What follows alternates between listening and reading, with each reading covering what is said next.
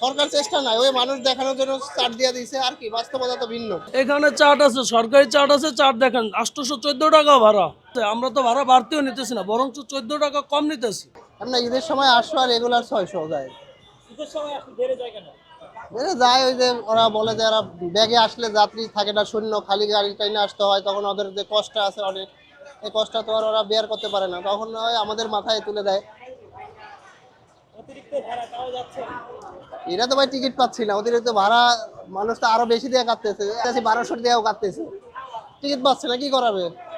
আজকে সব মানুষ একসাথে ছুটি হয়েছে, সব মানুষ তো একসাথে পার করতে পারবে না সরকার, যে যেভাবে পারে, যে যেই ফর্মুলা ইউজ করে পারে যাইবে। হ্যাঁ, পদ্মা সেতু, মেট্রো রেল এবং এলিভেটেড এক্সপ্রেসওয়ে নির্মাণের গর্বিত অংশীদার বসুন্ধরা সিমেন্ট।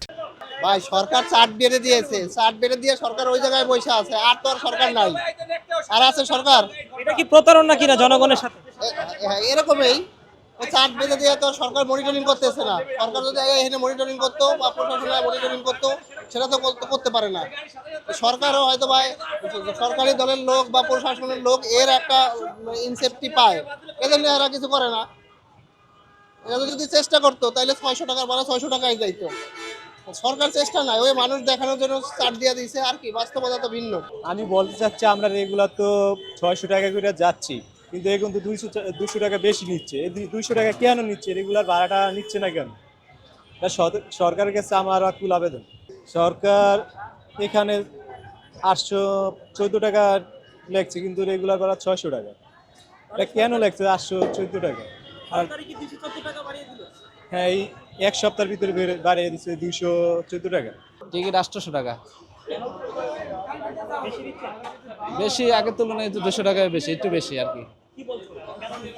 কেন? এটা এদের বাড়তি চাপ, টিকিট পাওয়া যাচ্ছে না, তাই। উপায় নাই তো, এখন আমার তো যাইতে হবে বাড়িতে। জি আমি জানি, কিন্তু তারা তো মানে না, এটা মানে তারা আমি টিকিট পাবো না। আমরা পরিবারে 5 জন যাব ভাইয়া। টিকিট তো বরাবর 600 টাকা, এখন 800 টাকা নিচ্ছে। সাধারণত আমরা 600 টাকায় যাই, 550 600। গাড়ি তো বললো 2টায় ছাড়বে, এখন তো অলরেডি 2:20 পার হয়ে গেছে। এখন কখন ছাড়ে গন্তব্যে, এটা ওনারাই ভালো জানে। এখন নারীর টানে বাড়িতে যাব, সেখানে যত টাকাই হোক, এটা তো বাধা প্রতিপত্তি আমাদের মানবে না, কারণ আমরা যেহেতু আমাদের বাবা মা ওখানে আছেন, বাচ্চারাও গ্রামের বাড়িতে যাবেন, এখন আমাদেরকে এর বেশি নিলেও আমাদের বাধ্য হয়ে যেতে হবে। এরা সরকারের এগুলো তোয়াক্কা করে না। যদি সেটাই হতো বা আইনের প্রয়োগ যদি থাকতো, তাহলে তো তারা এই বাড়তি টাকাটা নিতে পারতো না। অবশ্যই অভাব। আমরা এই যে প্রায় 2-3 ঘন্টা আছি, এখানে ওরকমের উল্লেখযোগ্য কোনো তদারকি আমরা দেখি নাই। অবশ্যই এটা অবশ্যই অভাব আছে, না হলে তো এরকম নেওয়ার কথা না। কারণ ঠিক আছে, 500 টাকা 600 টাকা ভাড়া, এই জায়গায় 800 টাকা তো প্রশ্নই ওঠে না।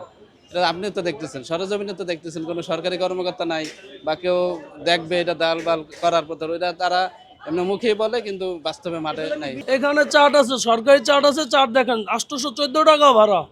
চার্ট দেখেন, চার্ট দেখে তারপর বিবেচনা করেন যে আমরা সর্বসময় যাত্রী কম থাকে, এই বিধায় আমরা 600 টাকা নিই, ঠিক আছে, যাতে দেখা যায় গাড়ি খালি যাবে, যা পাই রাস্তা ওইটা উঠায় নিয়ে যায়।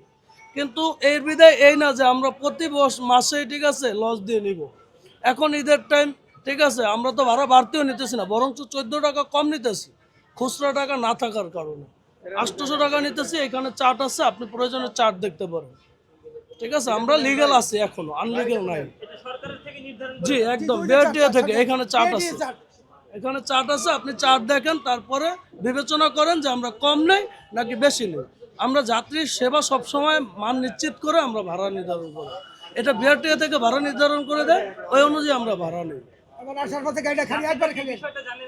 যে অবশ্যই যাত্রী জানে, কিন্তু কিছু হ্যাকলামি করে যাত্রী, এই জন্য হয়তো বা তারা জানে না, ঠিক আছে। এখন যাত্রী এমন একটা জিনিস, ওরা যত কম পাইবো ওরা অত কম চাইবো। এখন আমরা যতটুকু পারি সময়তে কম রাখি, সময়তে যে কালে না পারি তখন আমরা দেখা যায় যেটা ন্যায্য আছে আমরা ওইটাই নিই।